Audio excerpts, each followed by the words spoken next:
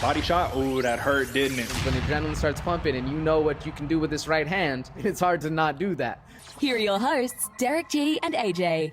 New England Cartel's Rob Font is looking to jump right back into title contention against the legendary Jose Aldo, a former champion in Jose Aldo. A Jose Aldo who is looking to really make a new name in the bantamweight division. He's done so thus far, but I think we got another roll on our hands, folks. My name is Derick G. I am your host. Welcome back to the Bloody Water Podcast. We got a lot to talk about today, including the return of Jamahal Sweet Dreams Hill, who's coming back only 6 months after having his elbow arm flapping around like a fish elbow dislocation against the Bear Jew Paul Craig. You got to remember the wise words, folks. He says either you nap, you tap, or it snaps. And it snapped on that one, man. Hopefully he doesn't make that mistake again. But joining me is my co-host, as always, the New Mexico native, the Santa Fe bomber himself, AJ, brother. What's happening, man? How'd you enjoy the week off? You rested, rejuvenated, ready to go for this week? How you feeling, brother?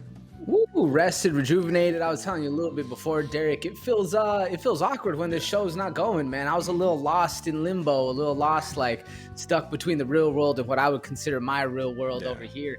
And it's good to be back, my man. It's good to be back. Good to be going, ready, rejuvenated, excited for these fights. We got some absolute bangers on this one. We got a lot of new guys first and a bunch of old guys, new names, old names, bro. This is going to be a hell of a card coming up. How was your week, brother?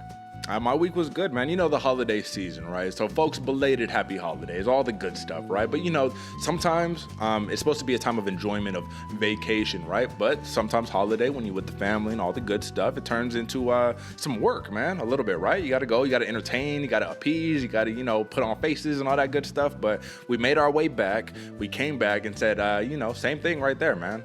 Damn, what do I do? I don't got no show to record, no prep. Oh, this is weird. I don't like it. So come December 18th, you know, the last card of the year. It's going to be interesting because that's the Derek Lewis, Chris Dawkins card. Big banger to cap us off for the year. But we're going to have about 4 weeks, a little less than 4 weeks off, man. So I don't know what we're going to do, but we definitely have some stuff planned out for you guys. I'm not going to leave you hanging for all 4 weeks, folks. You already know what time it is.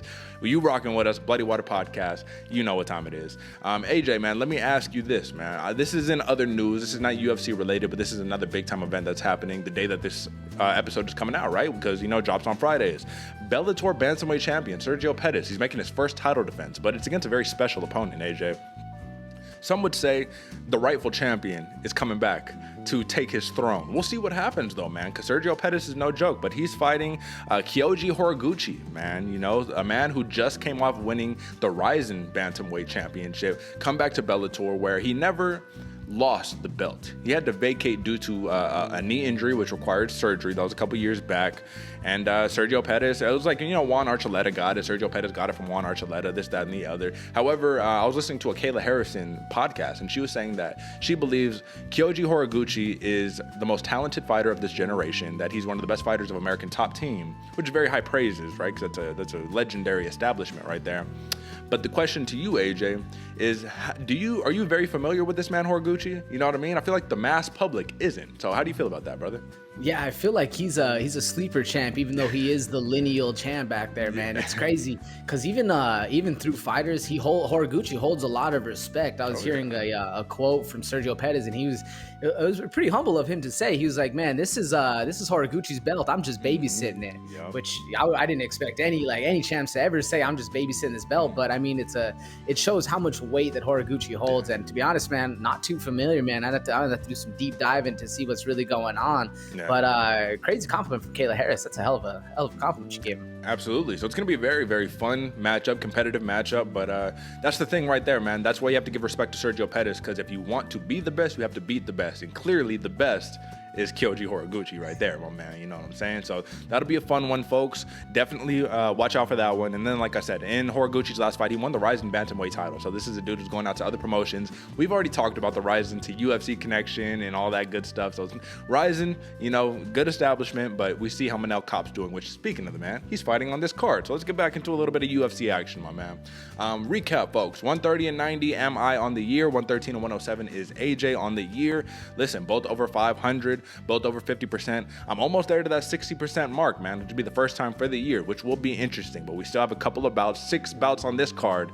there could be some big swings, my man. We'll see what happens, big dog. How are you feeling, AJ? Couple bouts left, man. You know, now this is like fantasy season where it's like I gotta do must wins all over all across the board. Excuse me. Is that how you feeling right now, brother? Brother, I was doing some math before. I might have to pull out a Hail Mary on these last ones just to see. I got to catch up. What's that? 16, 17 fights I got to get on to win that belt. And yeah, there might be a Hail Mary coming late season. We might have to throw just the we'll see how it goes. We'll see how the picks line up, how everything shakes out. Because the crazy thing about this sport, man, you can never just call it black and white. So there's always a chance that an upset might happen. Absolutely. Always a chance. More than a chance, actually. Generally speaking, that is what's going to happen. So, all right, listen, man. Let's get into some action. Drop a like, folks. Subscribe. Hey, 310 subscribers as the recording of this episode. You guys are awesome, man. We really appreciate you. Love the comments. Love the discourse. Love that you're rocking with the podcast, rocking with the show, the production. Quick stat, AJ. We were talking about this when the mics were still cold, man. We do about 10 to 15 fighter breakdowns every single week. This is the 99th episode. Come this next episode, which will be the 100th, the centennial episode, right? You got to think about a little bit of math because I did some math myself too. Let's just go 10, not even 15. We'll do the minimum, 10. 10 fighter breakdowns every single week over the course of 100 episodes. That's at least 1,000 different fighter breakdowns. Now, yes, sometimes it's the same fighter multiple times because obviously you don't got a million fighters out there on these rosters.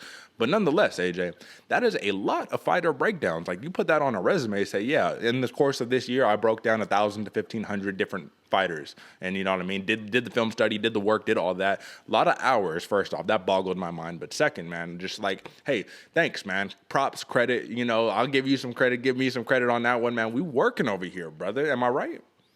Woo, putting that work in, Derick. I was looking at my recently viewed videos, both on ESPN Plus and YouTube, and it's literally just all UFC. That's basically what I'm looking while I'm walking the dog, walking all this stuff. But what's nice about it, Derick, it doesn't feel like work, brother. This is something we both love. This is something we were chopping up before, even when the show was still a baby in your brain, you know. But yeah, man, crazy the amount of hours we put in, and credit to you, man. Credit to me. Yeah, and honestly though, it wouldn't be anywhere near the scope or the realm or even 100 episodes if it wasn't for the people commenting, the likers, the subscribers. It's for y'all, man. And yeah, that's what I love about this whole thing too. It's really we were talking before how I felt like, man, I was in work, I was having all this stuff, but then I was having to come back to my real world, to my solace, to my peace over here, man. And it felt damn good. So all those hours are not for naught, you know what I'm saying? So this is good, man. Not for naught, my man. I'll tell you what, it's different when you go in for a paycheck doing something that's like, all right, that's cool, versus, hey, man, I want to do this. And this is what we love to do.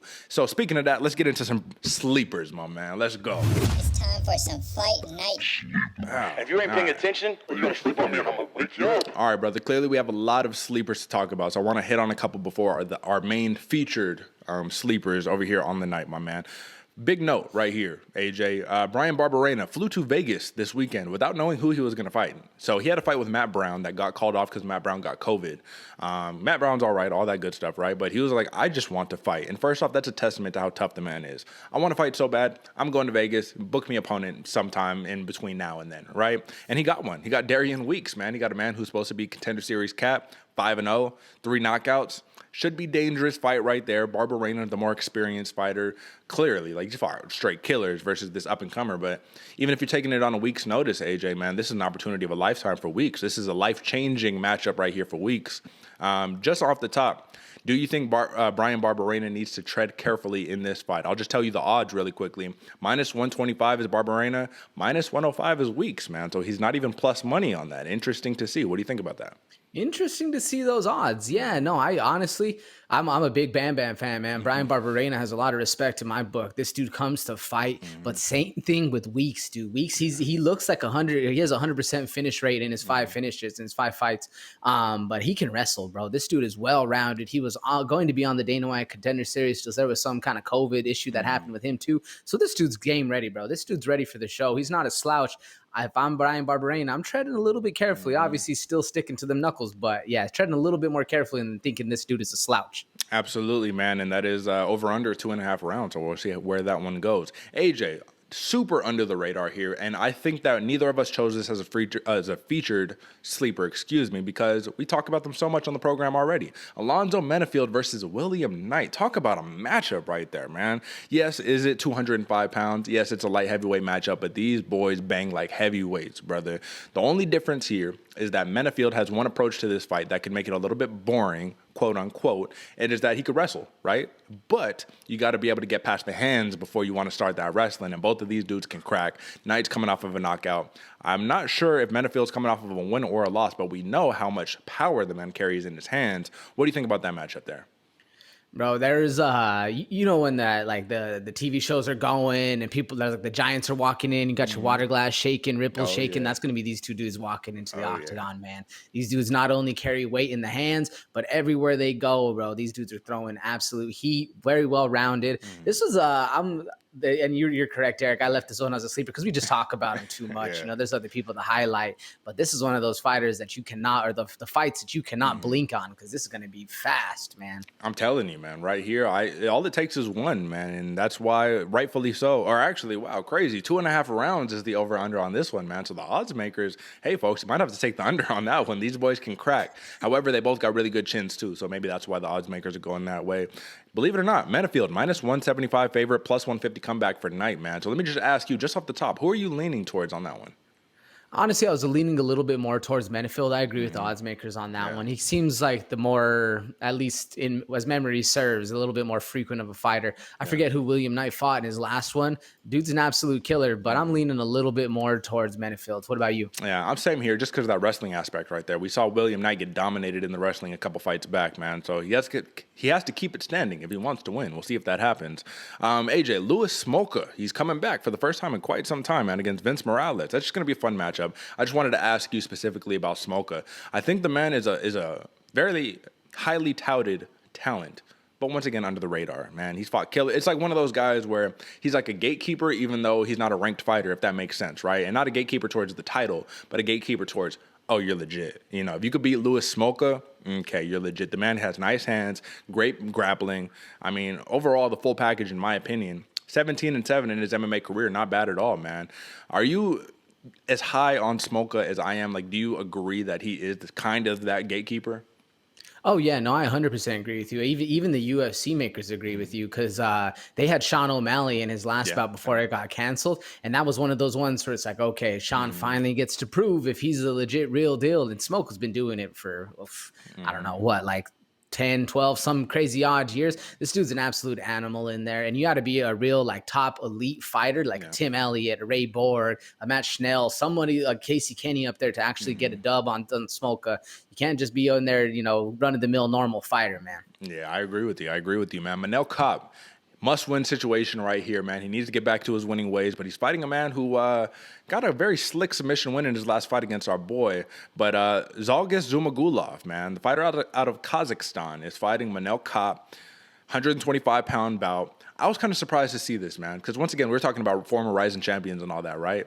I mean, Manel Kape, he was that guy. He came in and he fought a ranked fighter off his UFC debut, and here he is fighting Zhalgas Zhumagulov. Don't get me wrong. Zhumagulov is a beast. We saw what he's been able to do. He's had a couple of rough fights, but when he turns it on, man, he could turn it on, whether it's with the hands or it's the grappling, my man. But what's interesting to me is that Kape is a minus 220 favorite on this one. Should that be higher, AJ, or do you think that's a reasonable amount? Or do you think maybe it should be a little more, it should be a little closer odds? Do you think it'll be more of a competitive bout? How do you feel about this one?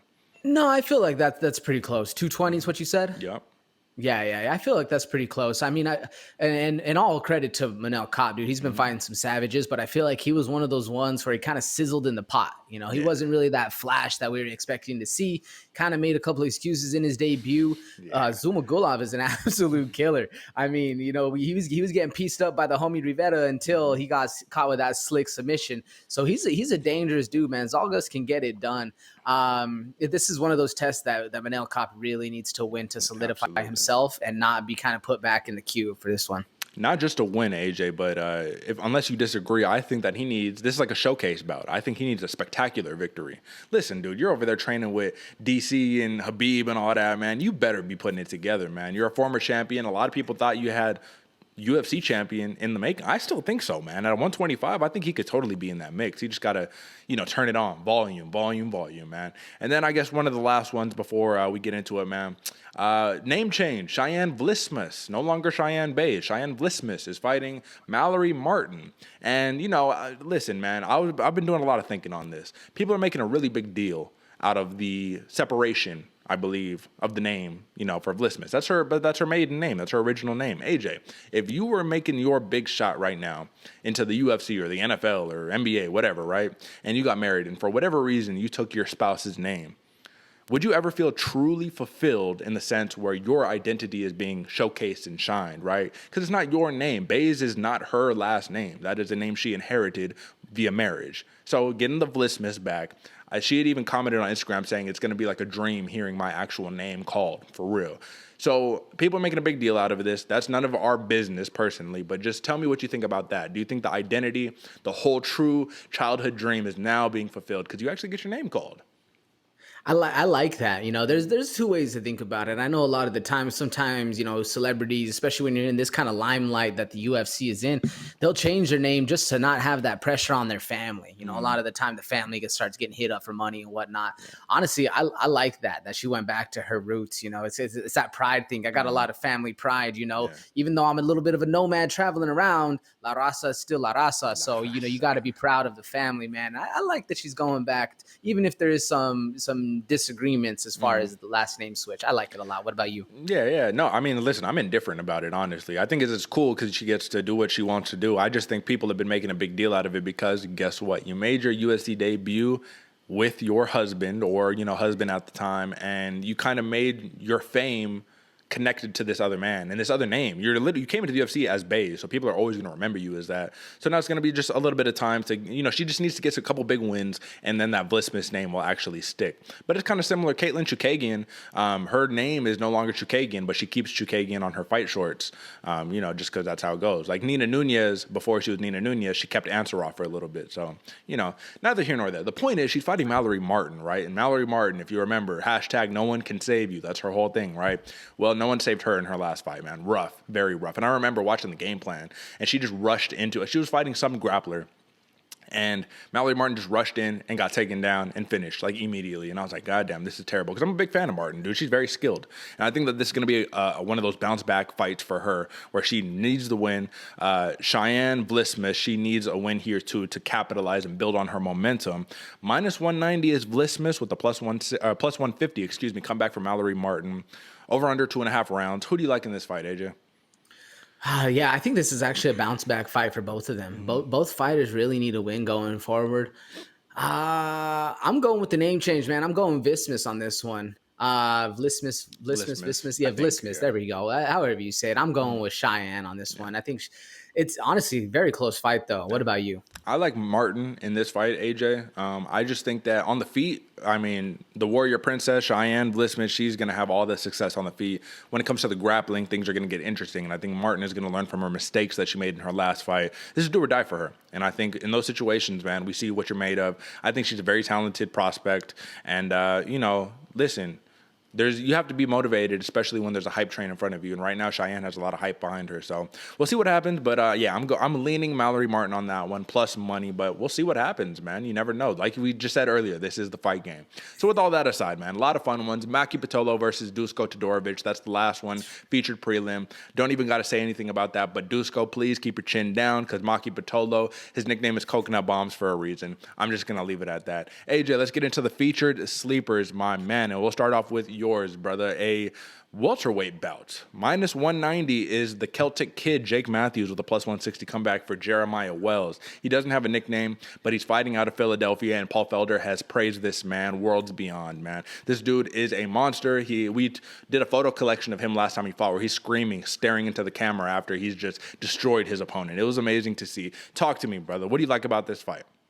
Bro, I picked this fight because this is really a fight of two different paths. The slow burn of Jake Matthews or running with the dogs that Jeremiah Wells likes to do, bro. This fight's going to be insane, man. If you've been paying close attention for about the last 7 years, Matthew has been on a slow climb to the top. Long, lanky, power in the hands, very well rounded. Has had a couple issues with submissions in the past, but don't get me wrong, Matthews is no slouch. The only dudes he's been tapped out to are names like James Vick, Anthony Martin, Sean Brady, these dudes who are killers on the ground.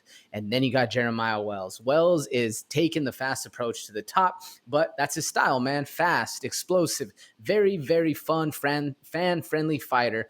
All about the pressure, but the gas tank, when they're all about the pressure, have all those muscles, all that explosion, the gas tank does come into play, man. He had an amazing debut fight against Warley Alves, and I'm expecting the same kind of style going into this one, man. Will Matthews be able to handle the heat that Wells is going to put on him? It's going to be hard to tell. Will Wells be able to handle the pressure and the experience and the technique that Matthews has? It's going to be interesting to see, man. There's a lot of questions going to be answered in this fight as far as who's going to be rising to the top in the 170-pound division going forward. Both of these dudes are on the come up, and expect their names in a lot of these fights coming up soon, man. What do you think about this fight, Derick? Who do you got going for it? Well, first, the interesting thing that I have on this one is that I look at Jake Matthews and I say, oh, that's the veteran. That's like the old man, right? This dude is 27, dog. Like, Jeremiah Wells is 35, and he's the newcomer. He's the rookie, right? So, like, first off, I'm like, okay, that's an interesting thing because Jake Matthews, he is the old dog in the UFC at least. And you're right about the slow burn, man. This is a dude who has been around forever. You know the name Jake Matthews, man. He's fought everybody there is to fight, basically, right? But he's only 17-5, 10-5 in the UFC, which is very impressive, right? 5 fights over 500. There we go. Sorry about that. And the big thing about me, man, is he has this traditional boxing, kickboxing style, big overhand right, but he's a BJJ black belt with good wrestling. So that's what's interesting to me is he's a BJJ black belt and he's lost the most by submission out of all methodologies, right? 1 knockout, 1 decision loss, 3 submission losses. So it's interesting when you're the black belt on that one. Nonetheless, you're right. Big names who he has fought where he has been submitted in there. Jeremiah Wells, AJ. I think he has a big chance of winning this fight at plus money. And the reason why is because of his explosiveness, man. Sometimes you can, and I want to be careful with my words here. You can be very technical, right? And you can be very patient, and you can be like a Jake Matthews. He could try to stand his ground for a little bit, but Jeremiah Wells is such an explosive athlete that he can overpower that with pure strength and dominance. And you never really want to hear that, right? Because you want to say, oh, technique always beats power, but does it? Right? Even if you weigh the same, man, some people just have ungodly strength, you know what I mean? And I'm not going to say that Jake Matthews isn't mature yet, but think about it. A 35-year-old body versus a 27-year-old body. You kind of grow into your body a little bit. You see all the muscles on Jeremiah Wells. Physique aside, AJ, he's a switch fighter, man.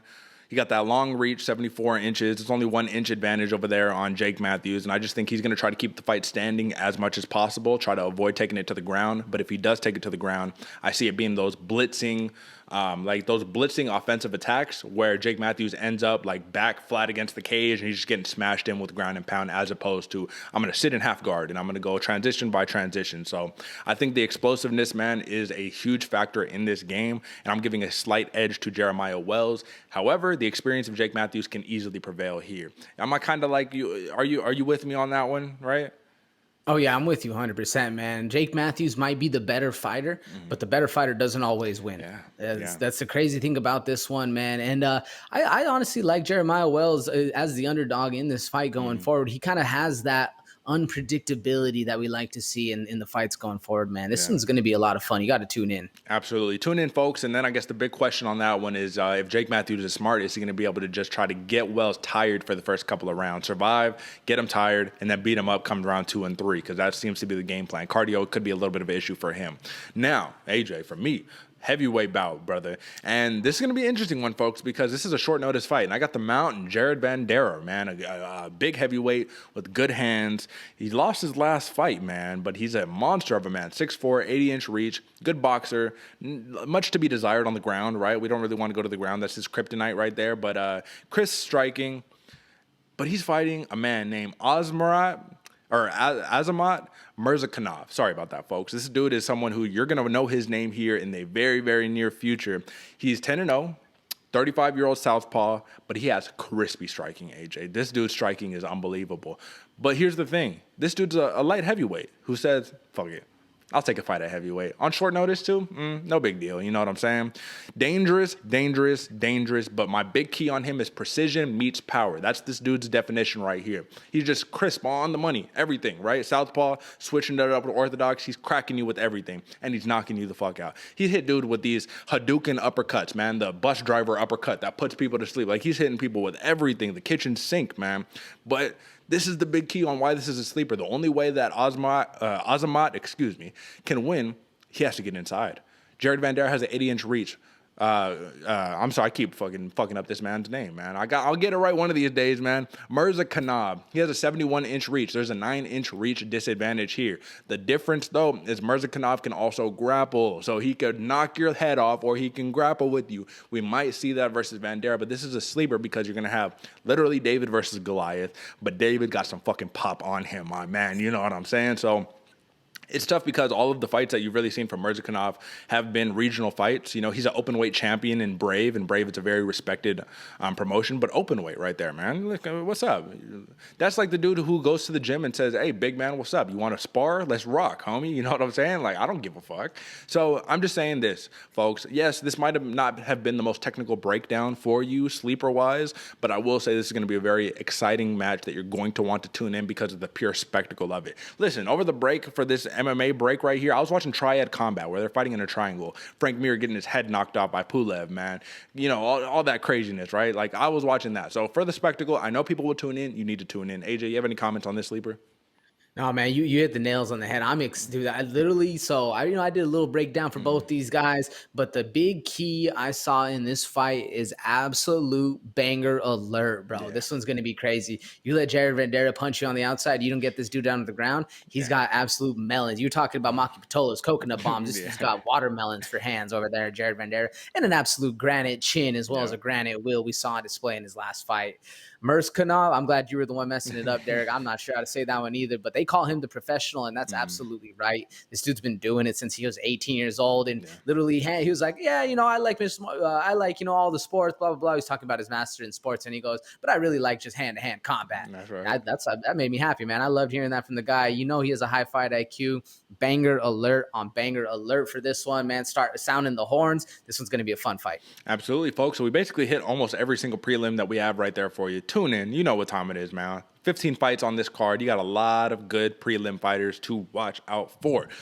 All right, AJ, next up is the main card. But before we do that, once again, folks, just, weekly reminder, subscribe, drop a like, all the good stuff, man. You guys have been rocking with us pretty heavy, so you know what to do. Just hit the subscribe button. Hit us up at Bloody Water Podcast where you can check in our personal rankings, man. Every single post show, every week, we're going over a rankings dispute, a rankings review, going over our personal rankings, comparing them to the UFC's consensus rankings, and seeing where fighters really should belong, you know. It's easy for the UFC to just say, oh, I'll put him at 14, 13 here. But they don't ever have to explain or justify. We do. We have to say, like, well, if that guy could be that guy, why do you have him there? So tune in for that, as always, folks. And lastly, Bloody Water Podcast on Instagram, Bloody Water Pod on Twitter. Love interacting on the socials. Hit us up on either one of those. You already know what time it is. All right, AJ, main card. Let's rock. Here's to another main card breakdown, courtesy of your hosts, Derek G and AJ. So, AJ, the UFC has been busy, my man. They've been making a lot of changes here late in the week. So, fortunately, I was able to get a graphic up for this one really quickly, but we're just going to skim over this one, folks. This one is a very late addition to the main card. It's going to open up the main card. We're not going to do a full breakdown on it, but we just want to give a quick overview. Alex the Great White Morono, he's a minus 220 favorite with a plus 180 comeback from Mickey Gall. Both of these dudes are known for their jiu-jitsu, but Morono, I think that his jiu-jitsu has taken a back seat because he's been throwing haymakers at everybody who comes his way. My question to you on this one, my man. Both of these guys are experienced. Mickey Gall, even though his record isn't super flashy, right? He doesn't have too many, I think he has like 10 fights, maybe less, on his entire MMA career. He's fought killers in the UFC. He's been with the UFC since basically day one. Alex Morono, I said in his last fight that I don't see how he can continue his success throwing just wild haymakers at everybody. He needs to be a little more technical in his striking. But his jiu-jitsu makes up for all of that. But when you're fighting fire jiu-jitsu versus fire jiu-jitsu, sometimes you are going to get that kickboxing match, AJ. How do you see this fight playing out, man? And whoever wins in a definitive fashion, who gets the bigger bump, Gall or Morono? What do you think? Oh, it's hard because Gall's really grown up in the UFC. He's like you said, he's been with the UFC since day one. Had a lot of really tough fights, a lot of really good fights, but he's really starting to kind of grow into his own now that he's in the welterweight division. I believe he started off in featherweight. He might have even started off a little lower than that. But either way, man, welterweight, this dude has found his new home. And Alex Morono, as much as he loves throwing those bombs, he's able to do that because his ground game is so devastating and so technical. But like you said, man, you have a fire ground game versus fire ground game. Usually we end up in a striking match. And I honestly think Mickey Gall's striking is just a little bit more precise. He obviously still has that dog in him where he's able to bite down that mouthpiece and start kind of throwing those wild hooks. But that's Alex Morono right off the jump. He doesn't even have, he might have a crisp 1-2, but he chooses and elects not to use it because he loves those power hands. He loves that overhand coming over the top.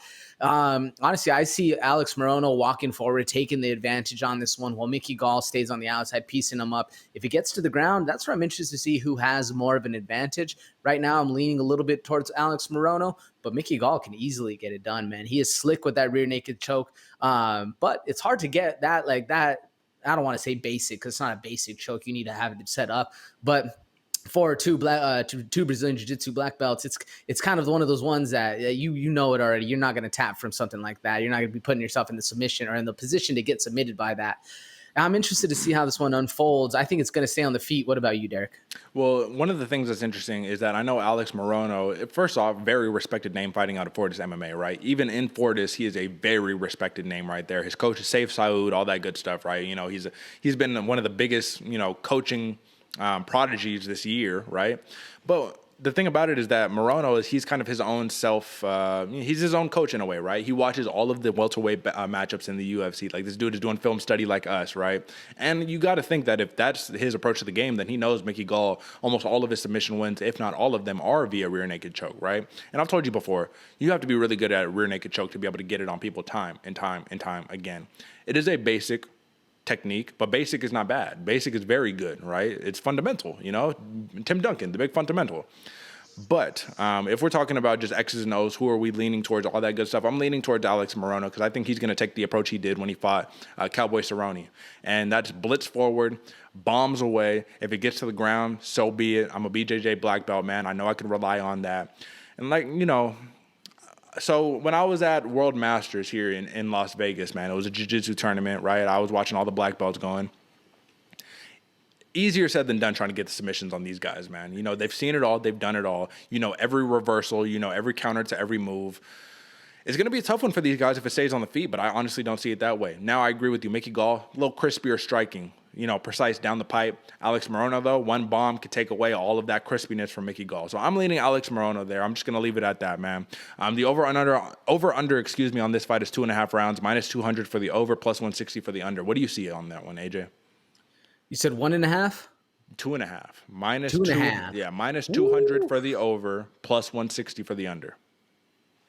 I'm going with the over on that one, man. I think it's going to go the distance. I can honestly see it going both ways, but I think we're going to see a little bit of canceling out on styles and a little bit more of a point match going forward. And I was saying before, but I'm going Mickey Gall on this one, man. I'm going with the crisp striking of Mickey Gall. Okay. Well, I'm going to go Alex Morono, and I'm going the under. I think someone's getting their head knocked off, brother. I don't think we're going to see much grappling in this one simply because it's odd, man, but it feels like Morono doesn't grapple unless he just has to. Like, he's like, yeah, I'm a black belt, but like, oh, you know what he actually said, AJ? He says in a post-fight interview, now it makes sense. I remember him saying, hey, I don't count decisions as victories. Like, I give them points, right? A knockout's 3 points, a decision's 2 points, submission is X amount of points, right? Basically, he's finished hunting right there. He says he needs performance bonuses. He needs to be an exciting fighter. A decision is not as much as a knockout win to him. So it's interesting, right? When you're kind of like evaluating and counting, like, all right, a win isn't a win in his book. Not all wins are created equal. So it makes a little more sense. And I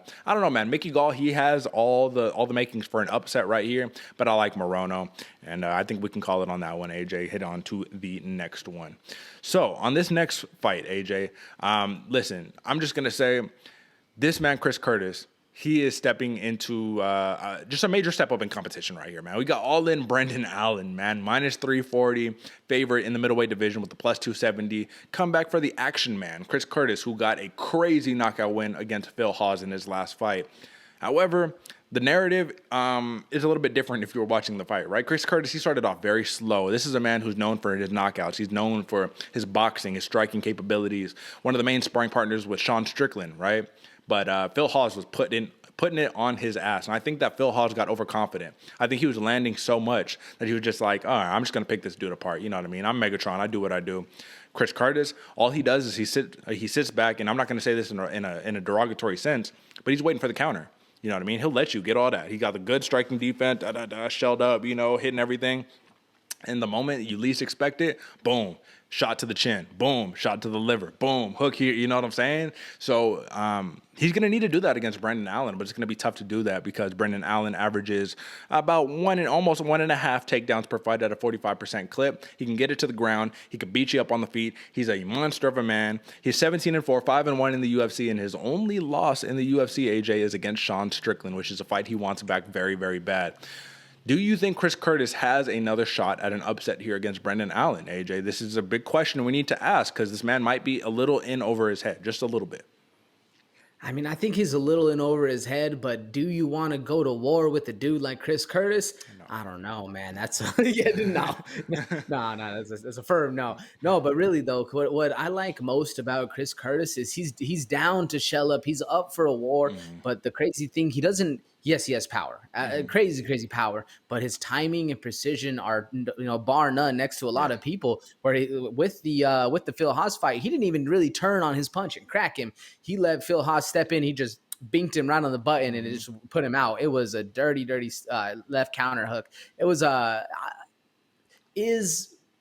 Chris Curtis in over his head? Yeah, he's going to be a deep water for sure. Yeah. But can he get it done? Yeah, I think there's an option where he can get this comeback going. Brendan Allen, though, has an absolute chin on him as well, and he's been in some dogfights, so it's going to be hard to see. I definitely think Brandon Allen is a little bit more of the well-rounded, well-versed fighter, so it's going to be cool to see how Chris Curtis is able to step up. Is he one of those fighters that steps up to the occasion or kind of drowns in that water going forward and then he's settled to the back? What do you think? Well, this is the big caveat, dog, is that Brendan Allen doesn't have to stand with you if he doesn't want to. Just take you down, snap your arm, choke you to sleep. Listen, he has 9 submission wins in his 17 victories. That's pretty impressive, you know what I'm saying? To be able to get people to the ground and have an evolution of your stand-up game. He fought Punahele Soriano in his last fight, and he beat him in a kickboxing match, dude. It really didn't go to the ground. It was just straight back and forth, and Allen got the better of the exchanges, got into the clinch, big knees. Puna, he's the dude who he hits you one time and you're going to sleep, man. So that was very impressive. I was very impressed with that one. But let's look at the other things, man. Carl Roberson, Brendan Allen submitted him in 1 round. Kyle Dawkins, Dawkins brother, Brendan Allen got the unanimous decision victory. Tom Breeze knocked the man out. Shout out Tom Breeze, no longer in the UFC, but he was a very tough test. And Brendan Allen has a win over Kevin Holland as well, man. I believe he submitted him as well. So Chris Curtis needs to keep the fight standing if he wants to win the fight. I think those are his best prospects, but Brendan Allen's going to make that very, very difficult, man. 4-inch height advantage for Allen, same reach. And listen, man, I think Brendan Allen's the biggest favorite on the card with a minus 340. Would you take the plus 270? Plus money, AJ. Would you recommend anyone to do that, or is that a little too much of a stretch on this one? Ooh, it's a stretch, but if you're a gambling man and you got a little extra scratch, might as well. Because, I'll let the cat out of the bag now, man. I'm going Brendan Allen. I think it's a safe bet, even before I saw the odds up there. And I actually do agree with these odds. I think that's really where it lies. But if you're a gambling man, you're looking to put some money down. Yeah, that's a pretty good comeback because Chris Curtis can land those bombs. But, we saw in the last fight, you mentioned it against Puna. Dude, the Brandon Allen's able to weather that storm, take those cracks on the chin, and keep smiling, keep talking. He looks very unassuming, but even in that Punahele Soriano fight, he was chirping back, man. He was talking shit in the cage, and I really got a lot of respect for Brandon Allen because of it. Absolutely, man. And listen, Chris Curtis, like you said, he's the action man. 15 knockouts on his resume, 11 decision wins. He can get it done via points. He can knock your head off. But Brendan Allen, man, it's just going to be a tough task, man. Fighting out of Sanford MMA, he's on a 2-fight win streak. He's 25 years old. Chris Curtis is 34, so it's another one of those 10-year gaps. Chris Curtis is a little more built into his body, but Brendan Allen's still the bigger man. I don't know. It's going to be interesting. The biggest thing here, though, AJ, before I leave off, because I'm going Brendan Allen on this one, I just think he's a very confident fighter. He's become very, very confident. Even though he got knocked out by Sean Strickland recently, 2 fights ago, he's just a confident man. You could see it in his striking approach to the game. 45% takedown accuracy, 50% takedown defense. 1.5 submissions per fight. I like Brendan Allen here. But tell me, AJ, because I think we talked about it on the live. No, we did. Over-under on this one, my man. It's 1.5 rounds. You going over or under? 1.5. Ooh. So I'm going over, but just by barely, man. Okay. I'm having it at Allen as a submission in round 2. I think he's going to weather that storm that Chris Curtis is going to put on. I think that's Chris Curtis's best aspect is put it on the first round. But I think Brendan Allen weathers that storm, gets him to the ground, taps him out, makes it a show. Going forward, I'm going with over, but just by barely. What about you, Derick? I'm going under on this one. I got Brendan Allen via submission. I think he gets him to the ground and he just works his bread and butter, man. Unless Chris Curtis can keep it standing, this is the most clear path to victory for Brendan Allen. And why not utilize that, man? Yeah, he can say, I want to go and I want to strike with this man so I can prove to people, and that'll be a little bit different. We never know a fighter's approach to the game, but against a dangerous man like Curtis, you saw what he did to Phil Hawes, you better take him to the ground and just get him out of there, bro. In my opinion, personally. So I'm going Allen. I'm going the under for 1.5 rounds. You're going Allen, but you're taking the over. Either way, I think that is a pretty safe bet. And AJ, I just kind of wanted to ask you before we move on to the next one. Do you, because I know you said that you don't really like to look at the odds until we start, doing the show and recording. When you're looking at the fights, do you just kind of like in your head do your own mental projection of like, oh, okay, this dude's probably the favorite on this one. This dude's probably the underdog. Do you do that yourself? Sometimes, yeah. Honestly, on this card, I had a lot of trouble with these next couple fights coming up. Like, damn, who would the odd makers think is going to be the favorite in this one? I was there's a couple of these coming up that I was battling back and forth. But I especially in recency bias, it's a little easier to see who's the favorite, who's, whatnot. But yeah, for the most part, it's kind of on my own bias more than anything. Yeah, no, I hear you. And it's kind of interesting because, this is just like, I'll tell you the odds for the main event, which is the Jose Aldo versus Rob Font. Jose Aldo is an underdog, and in my head, when I was first putting them together, I had Jose Aldo as a favorite. So it's interesting just to see odds makers sometimes, disagree, agree, either way, man, either way. Move on to the next one, AJ. Jimmy the Brute Crute, man, he's fighting Sweet Dreams Jamahal Hill. AJ, I'm worried about this matchup, my man. Jamahal Hill is 6 months removed from an elbow dislocation on his power arm, brother. He's a southpaw. However, he does have he has success on both sides, orthodox or southpaw. If you remember his fight against OSP, he finished him basically in an orthodox stance right there. So he still has another hand he can rely on. I just don't think 6 months is enough time to really, truly rehab an elbow dislocation. Even if it was a clean dislocation, I don't think it's enough time to rehab it, feel truly confident about that power. I don't think Jamahal Hill's power arm will ever be the same, personally, but I don't want to be too down, man. Let's talk about it. Jimmy Crute, he's coming in at number 13 in the light heavyweight division, minus 180 favorite, plus 155 comeback for the 14th ranked Jamahal Hill. AJ, man, I like I said, I'm worried about this matchup. Do you think this was the right matchup to make? Do you think Jamahal Hill should have taken this fight? This fight was actually supposed to happen, I think, a couple months ago, but he had to push it back, obviously, right? Do you think he's jumping in too soon? Do you think the UFC is trying to force his hand here? What do you think's happening? Ah, man, when I saw this fight get made up, that's the exact thought I had. Is this fight's just a little too soon. Mm-hmm. I don't know much about elbow dislocations, but if it's anything like a shoulder dislocation, once it goes out, it's a lot more prone to going out. We even saw it. I forgot who the fighter was. Was it Brandon Rivera? Yeah, Royval. Yeah, Royval, where his shoulder came out and they just popped it right back in. He was good to go. Yeah. That happens all the same time. That happens at Hill in this fight. It's going to be hard, man, because you got an absolute dog coming at you on top of Jimmy Crute. Yeah, I think he's taking. I mean, who's all to say? He might have been already throwing that, had it in a couple arm bars if he's like Tony Ferguson, where he just doesn't care anymore. Doesn't all that the scar tissue's gone. He doesn't feel the pain. That might be the case that's going on, and that the ligaments are holding still. But 6 months, it's a pretty quick turnaround. I think so as well, man. And if you think about it, Paul Craig laid out the game plan for Jamahal Hill. They said, Jamahal Hill, he'll be the first one to tell you, hey, man, jiu-jitsu was my first martial art. But there's levels to jiu-jitsu. You can start out doing karate and then move on to other things, and your karate might not be at the same level as someone who just does karate all the time, right? It's just different. I think that Jimmy Crute, who already averages almost 5 takedowns per fight, is going to say, oh, I'm just going to take you to the ground and I'm going to submit you. I'm just going to, beat your face in. Jamahal Hill has to do everything he possibly can to keep this fight standing. So this is another one of those where, off the bat, I have to lean Crute first because, listen, man, why are you going to bet on a fighter who's coming off of a major injury to his power hand and his best attribute is striking? I mean, That's just common sense, in my opinion. As soon as I saw this, I was like, oh my God. But then again, you never know. Crazier things have happened. He said he could be like, listen, I still got that right hand. I'll knock you out with that one. It doesn't matter, man. Jamahal Hill is one of the best to do it in terms of the stand-up right now as a young fighter, as an up-and-coming contender. But for Jimmy Crute, man, whose last loss was a TKO loss to the Lionheart, Anthony Smith, this dude kind of been on a run. Other than that, man, he has big wins over Mikhail Aleksiejczuk, one of the best, I don't know if he's Polish, but he's a solid boxer out of kind of that area right there. He has a win over Paul Craig, the Bear Jew, and he submitted Paul Craig, man, 3rd-round submission. Crazy. And he has a first-round knockout over Sam Alvey, which isn't as impressive these days. But you think about it, man. Sam Alvey has a chin, and to get him out in the first round is that's a benchmark. That's a hallmark right there, right? So, AJ, do you think that over-under on takedown attempts or takedowns in the first round, my man, for Jimmy Crute? We getting what, 1, 2, 3? Do you think Jamahal Hill can get up if he gets taken down? What do you think is going to happen here? I'm thinking over 3, man. If Jamahal Hill's able to stand up, it's going to be takedown after takedown after takedown, relentless from Jimmy Crute.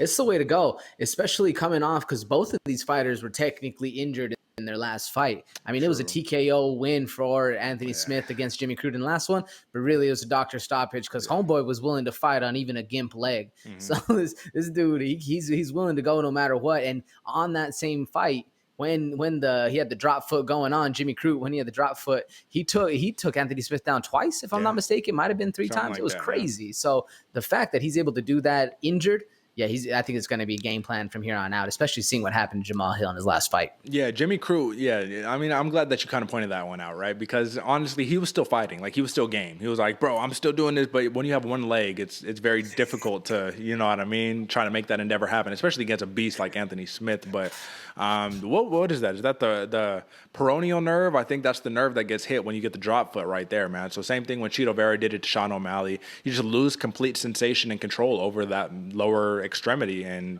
that's it. So big bounce back time for Jimmy Crute, I think, in this one. Much less of an injury in terms of like real damage than what Jamahal Hill suffered. So listen, man, it's hard to break down this fight because I just don't know if Jamahal Hill's healthy, man. But if he is, we know he mixes it up to the head and body very well, man. He's able to walk down dudes like Klitzen Bro, OSP, man, you know what I mean? Stosic, like he's able to walk these people down and really bring it to him. But, let's go back to the Paul Craig fight just really quickly, my man. When Jamahal Hill got taken down and Paul Craig basically grabbed his arm. So Jamahal Hill was on his back, right?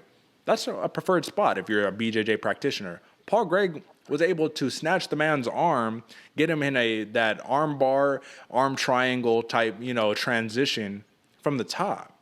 He didn't really show off a great jiu-jitsu prowess right there, man. And I'm no jiu-jitsu expert, man, but even in class, the classes I'm going to, right? It's like, that's kind of like, white belt, blue belt mistakes to be making right there. It's a purple belt is going to fuck you up with that, or a brown belt, and just be like, all right, bro, here we go. So Jimmy Crute, man, he has 4 submissions, 5 knockouts, 3 decisions. Let me just ask you this, man, because clearly I think we're both going Crute on this one. How does he get it done, AJ? Does he submit him? Like, do you think? Here's the worst possible scenario, AJ. He says, all right, I'm going to armbar you, or I'm going to Kimura you, really an armbar on that arm that's already fucked up. Do you think he would do such a thing? Do you think that is out of line? Let's talk morals and ethics here. Is that out of line in the fight game? Nah, man. I think it's one of those same things, as taboo as it's gonna be to say, you see a guy with a knee brace on, you kick him in his knee. Yeah. It's just how it goes. And same thing with Jamahal Hill. That arm's a little weak. Well, guess what the first submission attempt's going to probably be. Yeah. And then if you defend that, then we might move on to other stuff. But at the same point, a weakness is a weakness, and you two are going after war. Yeah, I think it's all fair, to be honest. All fair in love and war, man. And listen, an advantage is an advantage, and it is what it is. Jimmy Crute should be looking to exploit that, man. But I don't know, man. I don't have much else to say, but I think Jimmy Crute steamrolls Jamahal Hill in this one, man. But I don't think it's going to be one of those crazy, I'm going to knock you out on the feet. I think he's going to shoot for the takedown. He's going to smash his face in, or he's going to submit him, man. And I really do love the prospect of Jamahal Hill. I just think that he's coming back a little too soon from the injury. That's the only reason. If he was healthy, this would be a much different conversation. I still think Jimmy Crute would probably win on the takedowns, but I think it'd be much more of a competitive matchup. Either way, I'm going Jimmy Crute, and I'm going to go the over on 1.5 rounds on this one. AJ, are you going over and under, and how is he getting it done? Yeah, I'm rocking with Crude as well, and I'm going the over. I'm going TKO round 3. I think it's either going to be that submission or that ground and pound victory. I'm leaning more towards a ground and pound. Honestly, and it's no shame to Jamahal Hill or no clout throw or no shade throwing or anything. No. This dude, he can get it done, and I like him because his striking is smooth. He's rhythmic. He flows.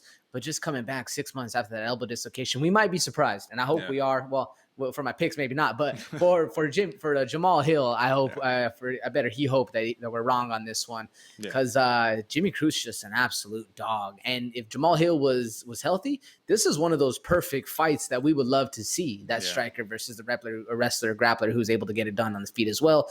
It's just such a quick comeback. It's interesting to see. I'll just say, listen, all respect to Sweet Dreams Jamahal Hill for even taking the fight, man, because this is a dude who says, I don't give a fuck. I'll fight anybody, whatever. Come on, man. You come off an injury, said Jimmy Crude's next. All right, money. Let's do it. Listen, shit. Couldn't be me, man. Couldn't be me. All right, my man. Let's move on to the next one. Clay Guida, man. Listen, the Carpenter is back. He's fighting Leonardo Santos, who's coming off a devastating loss to Grant Dawson, man.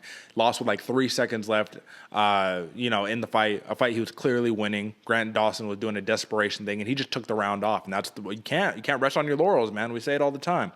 But Clay Guida, he's coming off of a controversial-ish split decision loss to Marco Madsen, the Olympian. I don't think it was very controversial, but I do think it was a loss. So Clay Guida is looking to bounce back. Leo Santos is fighting somebody his age this time around, not a young gun. So this could be a little more competitive of a matchup, just in terms of like the old head back-to-back, AJ. But this is going to be a tough one for Guida. He's going to have to get in, man. 5'7" to 6 foot is the disadvantage in terms of the height, man. So that's what, 5-inch height disadvantage in terms of the reach. 5-inch reach disadvantage. Leo Santos, man, prior to his last loss, hadn't lost since 2009. This dude's been doing it forever. He's an old man, you know. Listen, he's 41 years old. Clay Guida's no young, spry chicken either. He's 39. Let me ask you before we break down this fight, AJ, what does a win do for either of these fighters? Like, I don't really necessarily see this fight having much of a, like, oh, this was high stakes. Like, what are the stakes in this matchup? I think the stakes are a little higher for Santos than Guida on this one. I feel like if Clay gets the win, it's like, another legend still in the game, still proving people wrong, kind of a little bit more expected. Where if Santos gets this win, a lot more people are going to know his name. I feel like Santos, even though he was in the same Ultimate Fighter as like Costa, he just got outshined by a lot of other fighters, when it was, and he's been doing it for a long time, man. Like you said, undefeated since 2000, or last loss since 2009. Even though I think he lost on the Ultimate Fighter, but either way, it was an execution fight, so it doesn't really count, even though it counts. But I think if if Santos gets this done, it just propels him in the eyes of the fans more than anything. Because if you get one on Clay Guida, man, that's one of those victories you hang up on the shelf. You're like, I beat that dude, because that's a hell of a win. You do, but Clay Guida got 21 losses on his record, brother. So after a while, it starts to mean less and less, man. No disrespect, but he is a plus 160 underdog for a reason, man. Leo Santos is minus 190 favorite. And the reason why I believe is because he's tall, he's long, he's lanky, and he fights like that, man. Nice jab, nice long straight punches, mixes it up to the head, the body, and the calf very well. So he's hitting everything, man. He's just targeting boom, boom, boom, boom, boom. Where do you want it? I'll give it to you. BJJ black belt, amazing grappler, didn't use it much in his last fight, man. But I think that, listen, man, Grant Dawson was a young killer who's known for shooting 30 seconds into the fight. Clay Guida is a great wrestler who has relentless cardio, but he's an older man. So if Leo Santos was able to take down or stuff the majority of the takedowns on Grant Dawson, a young gun, I mean, don't you think he'd be able to do that versus Clay Guida? Like, to me, is my MMA logic kind of lining up there? Or do you think Clay Guida is still that relentless wrestler, man? We saw him try to do it against Marco Madsen, try to do a little bit of wrestling, but neither of those guys wanted to really engage there. What do you think? I don't necessarily think Clay Guida is going to be choosing to take down more than anything. I think he's going to be working the pressure, working the in and out, staying light on his feet, nice and bouncing. If the shot presents itself, then he'll take it. I do think he's the better wrestler than Santos going forward, but I feel like if there's any chance for Guida to win this fight, it's going to be outpacing and outpointing Leonardo Santos, getting him to miss, sneaking up on the inside, piecing up a couple to the body, one to the head, and then getting out before Santos even knows what hit him. Yeah. That's Clay Guida's style. He's very fast, he's very efficient, and he's bouncy, able to get that done. But with a guy who Santos is just so long, and Santos has this very snappy front kick too that can just keep you wrestlers at bay, just keep pushing you out, using it like a jab.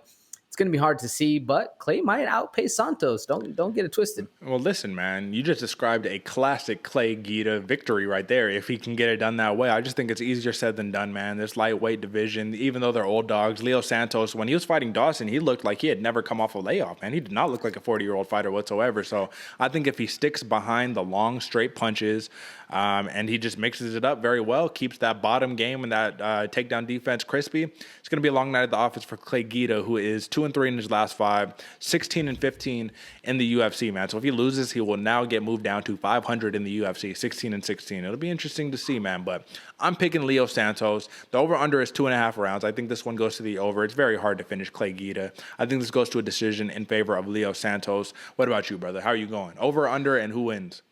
Yeah, I'm going with the over. I think this one's going to decision. Santos just has the style and the build to beat Guida on this one, man. As much of a fan as I am of Clay, it's hard to pick him in this one. I just think Santos is going to be leading the dance, and while Guida's trying to stay on the outside, but as a shorter guy trying to fight a taller guy, you don't fight on the outside. So I'm going Santos by decision. It's going to be a hard uphill battle, and I think the odds makers have it correct on this one as well. Okay, gotcha, man. Now, I just wanted to be clear on the last one for the Jimmy Crute versus Jamahal Hill. Are you going over and under on that one?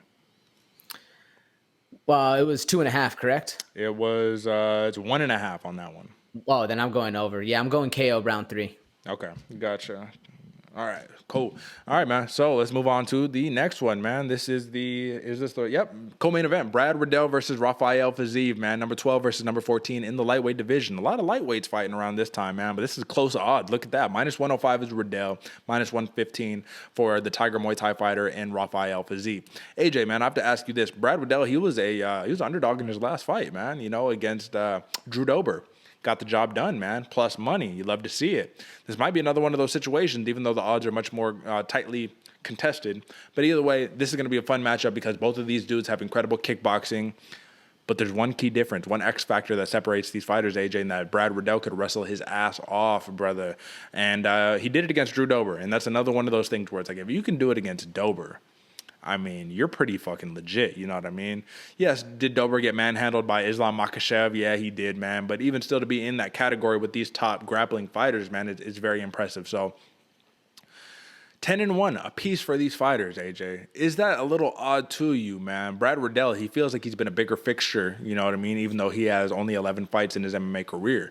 Fazeev, now 10-1 makes sense for that, just because he's been storming on the scene, doing his thing. He's a Tiger Muay Thai coach, all that. I think that these guys have much more martial arts experience than what their MMA record shows, brother. Who do you think is the more experienced martial artist, in your opinion? Oh, man, I'd have to say Fiziev on that one, only because he's spending a little bit more time, not just solely in the cage, but analyzing it on the outside as well. So he's able to get that kind of dual juxtaposition approach going forward, while Brad Riddell is kind of sticking to his path, which could be a blessing or a curse on that one. It'll be interesting to see, but I'd lean a little bit more toward Fiziev, even though I agree with you, Brad Riddell does have the advantage on the ground for that one. What do you think, though? I think Fiziev, too, just because, you're bathed and entrenched in Thailand, man, being a coach at Tiger Muay Thai, just seeing the true Muay Thai, from the motherland, all that good stuff. I mean, Brad Riddell, then again, he's a kickboxer fighting out of city kickboxing and, you know what I'm saying, New Zealand out there, man. So it's difficult to say, but I'd probably lean with Fiziev in there. But either way, it doesn't matter how much of a martial artist you are. It depends on how much of a mixed martial artist you are when you step into the cage, man. 30 years old is Riddell, 28 is Fiziev, 5'8" apiece, 71-inch reach for both of these fighters, I believe, man. So very even matchup here, AJ. This has been the toughest fight for me to decipher in my own head on how does it happen, man. Fiziev, nonstop volume, kicks, multiple long combinations in the hands. Brad Riddell, he's a little more of a pot shotter, a little bit, you know what I mean? But he's accurate as hell, man. And timing beats power, precision beats speed, you feel me? So when it comes down to it, my man, the jab left hook for Riddell is going to be working, but then Fiziev is going to be working body kicks, which is going to set up his whole offense. I think that Fiziev could win this fight on points just by being the busier fighter. But if Riddell could sneak in a couple takedowns, that could change everything. This is literally neck and neck in my book. Like, this is coin flip, basically. Like, this should be -105, -105. Pick 'em. Do you feel the same? How do you see this fight playing out? Yeah, I feel the same. And this is one of the fights that I was alluding to earlier where I was like, I wonder who the favorite is. Because right there, you hit the nail on the head, man. I feel like Fazeev's going to be a little bit busier, stay a little bit mobile, have the dog in the fight where he's kind of bouncing around, piecing you up. And Brad Riddell has that X factor, being able to take it to the ground if he needs to. The difference to me, what was going on in my mind when I was analyzing this fight, Brad Riddell in his last fight against Dober got cracked early. And was able to recover because Drew Dober was willing to wrestle. He was like, oh, okay, yeah, I hurt you. We're going to wrestle it out now. Cool, I'm able to get a finish there. Whereas Fiziev, he hurts you. He's going to stay hitting you 3, 4, 5, 6 shots back and forth, man. And you let this dude get a little bit of advantage, and then he's going to start feeling that confidence going forward. It's going to be a long night for Brad Riddell going. But if Brad Riddell is able to get those takedowns, that up and down battle, because I think Fazeev is pretty well skilled on the ground, not as well skilled as Riddell, but he's still able to get up. He's still able to have the fundamentals to get things going and survive the fight. Now, who's going to win and actually how it goes, that'll be interesting to see. But the lightning fast hands of Fazeev is going to be very impressive against how Brad Riddell, because he's very much a plotter. And if you stay plotting head on the center line against a striker like Fazeev, dude, it's going to be a bloody mess. You're going to be blurred up a little bit. It's going to be interesting. You know what? I'm gonna push back a little bit, on you on that one, man. I don't know if Drew Dober was like, let's wrestle on this one. What I remember from the first time that Riddell got cracked, he immediately shot for the leg, shot for a double, right? And what did Dober do? He did what you're supposed to do, sprawled back, right? But Riddell stayed on those 2 legs. He kept pushing. He has fantastic cage wrestling, and he was able to force Dober up against the cage. And from that point on, he was able to kind of recover, do that. Now, then, did Dober try to just push him off and separate immediately? No, but I don't think that it was as much of, let's wrestle, as, damn, this dude's strong. He got me up against the cage. Like, let me be careful now. So Fazeev, who has 100% takedown defense, that's the big X factor, right? Look at who he's fought, man. In his last fight, it was Bobby Green. In the fight before that, it was Renato Moicano. Moicano shot in for 1 takedown before getting knocked out. It was a double leg, and he just kind of like, I don't got it. Okay, I'm backed out, right? But he hasn't gone up against somebody who's like nonstop, I'm trying to take you down, nonstop, all day long, right? And Riddell, I think he has those capabilities. So that's the unknown, though. That's literally the X in our equation, in our formula here. Is the takedowns of Brad Riddell going to be too much for Fazeev? And is the takedown defense of Fazeev and the striking prowess going to be too much for Riddell? It's interesting. But when you talk about multifaceted fighters, I just think Riddell's a little more of a well-rounded fighter. Could you, at least see where I'm coming from there? Yeah, no, I agree with you. Yeah, I feel like he is, if you were to take in encompassing all of the mixed martial arts, I feel like Brad Riddell is a little bit more well-rounded. Yeah. Maybe not a lot, but decently well-rounded more than Fazeev, whereas Fazeev just likes what he likes. So he likes to strike, so he does it. He does have that ground chops. He can get it done. Obviously, he can defend a takedown, 100% takedown defense, but it's against the level of competition who's taking you down. That's the next question. Exactly, man. So one thing that I do have to note about Fazeev is that because of the ridiculous amount of volume that he puts out, he averages 5.34 significant strikes landed per minute at a 52% clip, man. Like, this dude's just nonstop, right? He slows down a little bit come around 2 and 3. So he starts off a lot of lateral motion, you know what I mean? A lot of feints. Everything is a feint, lateral, moving, get you kind of moving. Round 2, a little slower. Round 3, head on that center line, getting cracked. He eats shots, brother. He eats shots, but he'll take one to give 1, 2, 3, or 4. You know what I'm saying? So Brad Riddell, and because Fiziev is also a switch fighter, Brad Riddell, he has this beautiful step-in right cross that he uses against southpaws. So I think that's something you're going to have to look out for Fiziev if he does enter that southpaw stance. Brad Riddell, he doesn't, how would you say it? Telegraph. He doesn't telegraph at all, man. It's not like a wind up punch. It's just straight boop. You know what I mean? And it cracks, man. And listen, the big win that Brad Riddell got for me, and maybe I'm overvaluing this win, was against Jamie Mullarkey. Jamie Mullarkey, come on, brother. You already know. Like, this dude, like, he's a tough motherfucker, man. And he had a big upset, I think, in his last fight, man. So it's one of those things where I'm like, all right, you got the win over Mullarkey. You knocked out Mustafayev. Or he didn't knock out. He got a split decision against Mustafayev. But Mustafayev knocked out Fiziev. So that's telling right there. Got a big win against Alex De Silva. And then Drew Dober. Come on, man. So, all right, ultimately for the breakdown on this one, man. My assessment is that if Brad Riddell can survive the first round and get it into the later rounds, I think he has a better shot at winning. I think if the fight ends early, Fiziev all day. I think that's all day long. I don't really see Riddell being like, I'm just going to knock out Fiziev in 1 or 2. Listen, honestly, the knockout that Mustafayev got on Fiziev, like that was very fluky if you really think about it, man. This dude has been basically flawless aside from that. But I guess it's time for the picks, man. The over and under is 2.5 rounds. I'm going to go over. I think this one's going to go to a decision personally, my man. I just think the firepower between both of these is going to be a little bit too much. A little similar to the Malarkey versus Riddell fight, but I'm picking Brad Riddell via decision, brother. Who are you going with and why? Yeah, this is a very hard fight for me to call. I can easily see that Brad Riddell by decision win, but I feel like, man, just something was telling me I'm going for Zeev and I'm going by KO and I'm going with the under just by slightly. KO round 2, man. I think it's going to be a fun one. Definitely Riddell has the better of the ground game. It's just, oh man, there was something telling me going with the striker on this one. I think Fazeev can get it done. Well, those are the best fights, right? When you're so conflicted and you're like, oh, it's just a coin toss. I can go this way or that way, man. So when you get that gut feeling, that's what wins you the week sometimes. Intuition right there. Trust your gut, man. It's an evolution, man. We've developed this as a human species over, thousands of years or whatever the case may be. So trust that gut, when you get that feeling, folks. You know what time it is. All right, AJ, it's time for the main event, brother. I'm excited as hell for this fight. This is going to be a banger right here. This is going to be a determination of... This is what they're trying to say. They're trying to say who's the best boxer in the bantamweight division. I don't think this is going to determine the best boxer. I think both of these dudes are very skilled boxers. But Jose Aldo, man, we already know he's a much more well-rounded fighter than Rob Font. We saw against Chito Vera, he decided, oh, well, if I want to wrestle, we're going to wrestle. He's a BJJ black belt, even though he never uses it, right? And if it comes to all-around striking, he could destroy your thigh, he could destroy your calf, he could box you up, he'll beat up the body. And Rob Font, he's more of a, I'm going to be lanky long, I'm going to pick you apart from range, nonstop jab all day long. And hey, man, if we get to the bottom, I got some very good sweeps and transitions. He's got a very, very underrated ground game from the bottom. Now, it is surprising to you, AJ, that Rob Font is a minus 140 favorite with the plus 120 comeback for the former featherweight champion, multiple-time featherweight champion, Jose Aldo, a man who is a legend in this game, a man who is, I believe, he's 2-2 in the bantamweight division, but talk about experience. He has all of it, man. Talk about intangibles. He has all of it. Talk about just like being a great fighter. He is that. Are you surprised to see him be an underdog in this one? Yeah, man. Talk about a Hall of Fame fighter, Jose Aldo, man, the King of Rio. Yeah. That was so when you said it earlier in the show, I was like, damn, he's really the underdog. That's kind of crazy.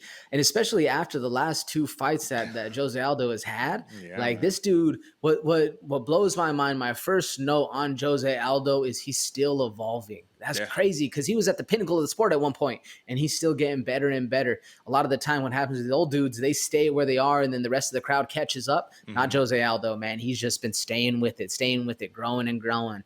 Yeah, interesting to see that he's the underdog. We'll see how it plays out, though. I could see why, because of Rob Font's last performance, you think that long, lanky striker that has that jab is going to keep the kickboxer away. But Jose Aldo is multifaceted, man. And that leg's longer than the jab, though, so we'll see. Yeah, and you know what's interesting, man, is that we always got to say, right?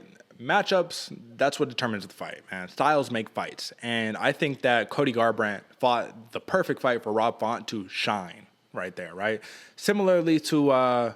what was, man? There was a couple fights recently ago where I was just like, man, this is just such a picture perfect. It was Miesha Tate versus Marion Renaud, right? It's just like it made Tate shine right there. So when she fought Vieta, it was a very close fight still, but different fight, right? I think that's what we're going to see here, just a different fight.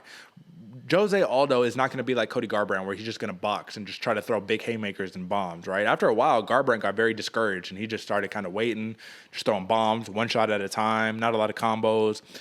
But Jose Aldo, man, he's on your ass. And even if he's on the back foot, man, it's jab, work the left hook to the body, right hook to the body, calf kick, thighs, body kick, front kick. Much more things you need to worry about with Jose Aldo than I think Rob Font needed to worry about with Cody Garbrandt. What stands out to you about Rob Font right here? How do you think that he can get the job done in this one? He's very lanky. He has a beautiful jab, great striking. But, like, is there one thing that you see from Rob Font where you're like, oh, yeah, I think he could totally win this way? For me, that one aspect was the long combos he has, because he does have the very nice jab, a very crisp 1-2 down the pipe. But if he's able to keep Jose Aldo on the back foot, hit him with 4, 5, and 6, and then dip out, maybe only get caught with 1 or 2, I think that's the way he's going to do it. If there's a chance for Rob Font to win, it's by decision. I don't think he can crack Jose Aldo where he's going to get him out of there. He might be able to. I don't even know if Jose Aldo how many. I'm sure he has KO losses. He definitely has the 1 to Conor McGregor, but 4. Yeah, so it's possible to get it done, but you got to be a hell of a striker.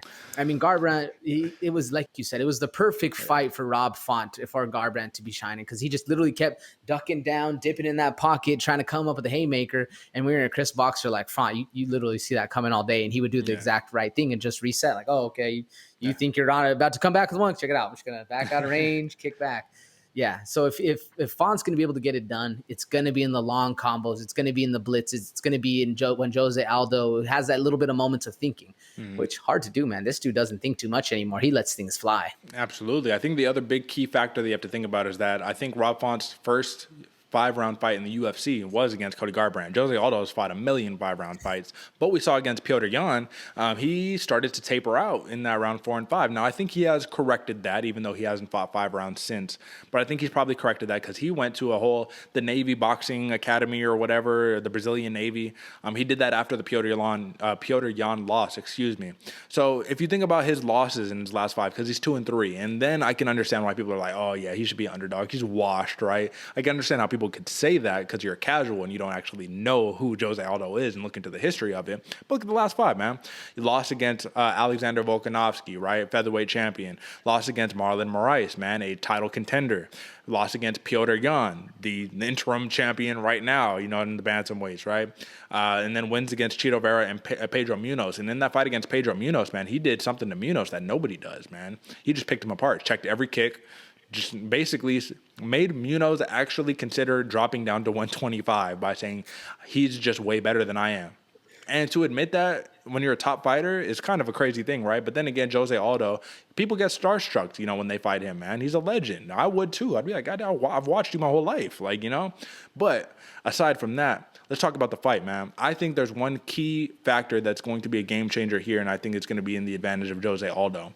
And I want you to take a guess, AJ, on what you think that is. If you were to think if there's any key factor for Jose Aldo to have a lot of success on Rob Font over the course of 5 rounds, what do you think it would be?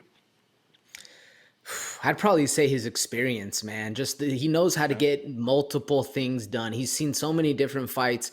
If you're talking X's and O's, I mean, kicks. It's kind of the easy layup one for me. But in my mind, it's his mind. It's the way he sees the game, how he sees the things unfolding. He's seen so many of these different X's and O's multiple times that he's able to transform and navigate that path a lot easier. What's your X factor though? Body shots, brother. I think that's going to be the key factor over those 5 rounds, man, is he's going to be working the body. We see it. He does it all the time where he's sitting there and he'll hit you with that 3-punch combo, right?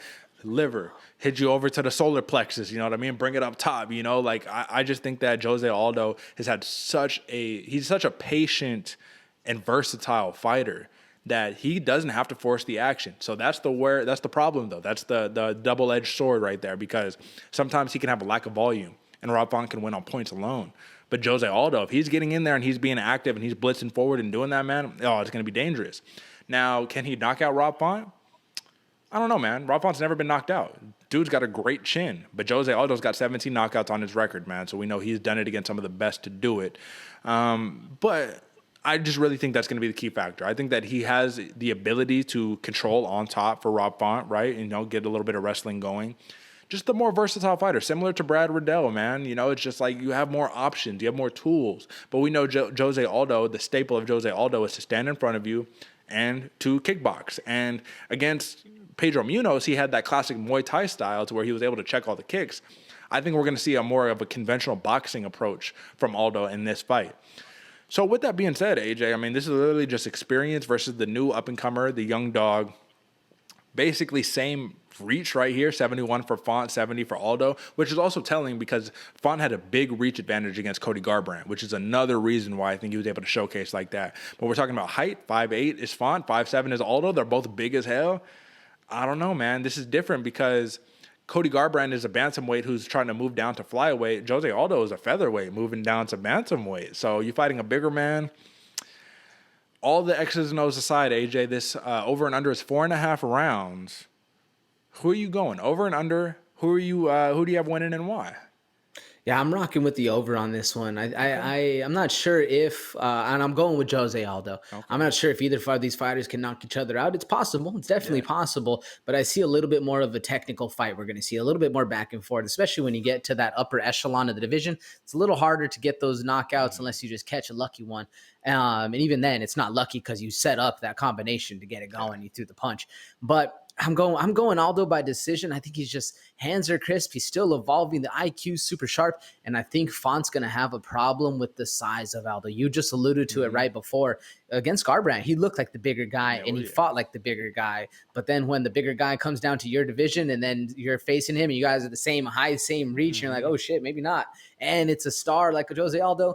I think it's going to be an uphill battle for Rob Font. Who you got and why? And what's your over under? So I'm going over as well on this one, man, but I have a prediction. My prediction is that Jose Aldo drops Rob Font at least once with a body shot. I think that, not going to get him out of there, but I think he drops him. I think that Font, oh shit, okay, let me reset, you know. Aldo digs those body shots, man. The thing I would love to see is him bring back the leg kicks, you know what I mean? But I think he had like fucked up his leg so bad one time that he stopped throwing the kicks for that reason. But I'd love to see it come back. But I'm going Jose Aldo on this one, decision over Rob Font, man. I'm going to go with experience on this one. Now, can I be wrong? Absolutely. I mean, Rob Font is the favorite for a reason. I picked Rob Font in his last fight to beat Cody Garbrandt. He got the job done.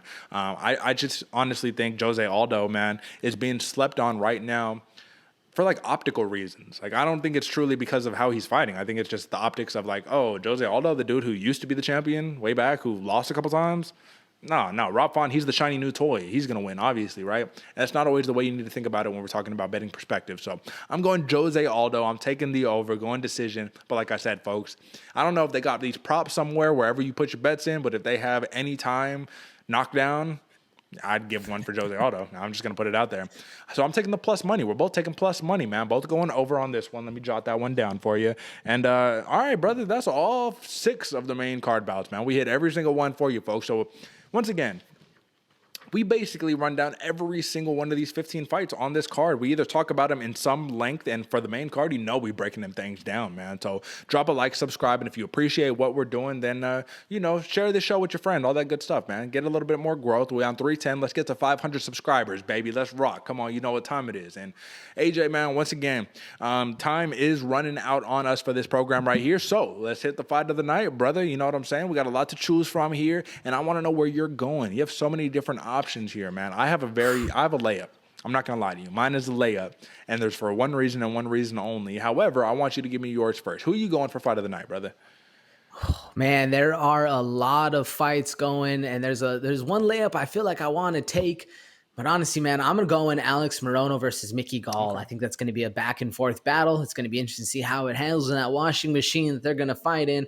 There's a lot of ways you can go, but I'm going Alex Morono versus Mickey Gall. What about you? I mean, that's a fair choice right there. I'm going the fight right before. Maki Pitolo versus Dusko Todorovic. Listen, this is the perfect recipe. You got a Maki Pitolo who loves to throw bombs. You got a Dusko who's a very technical boxer, but he keeps that chin sky high. So someone might get knocked the fuck out, and it's probably going to be Dusko out of those two, honestly. And I'm a big fan of Dusko Todorovic. He's 10-2. He only has 2 losses on his record, man. So he's a very skilled fighter. And I know he has become a meme of sorts here on this program, but we have much respect for this man as a fighter, as an athlete. It's just a tendency that we see time and time again. And like, you don't have to be a fight analyst. You don't have to even really know the fight game to see. Dude keeps his chin just sky high, man. He'd never do that against dudes throwing bombs at you. So hopefully he's been drilling that a little bit, but that is my fight of the night. So that's it, folks. That's the whole entire gambit. And AJ, man, next week we're hitting episode 100, brother. Come on, man. Like, listen, we've been talking about it for a while, probably for 20 episodes about like, oh, 100's coming up. It's right here, right around the corner, brother. So listen, man, we'll talk about it more when that time comes. But in the meantime, my man, just know, look at the records, right? What was it? 130 and whatever, right? You know, that's probably like 160 picks or something overall between the both of us, right? It's a lot of picks, man, you know? And to be over 500 on that, you just got to give it some respect, brother. So all respect, my man. May the best man win. 15 bouts on this one, folks. A little bit of a different story this week. Not the early matinee card. We got the traditional 4 p.m. Pacific start time for the prelims, folks. So tune in. It'll be a long night. AJ, I got to work that night. It'll be a long night for me, brother, but we'll be back at it, my man. You got any last words for the people? Woo, for the people, man. No, we just love the rocking with us, the commenting, the subscribing. I'm still seeing old videos get popped up. People are commenting on, asking like, who these dudes?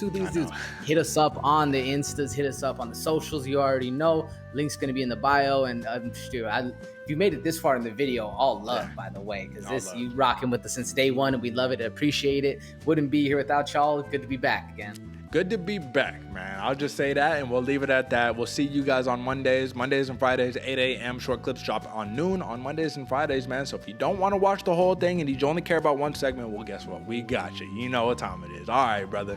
Until next time, folks. Peace.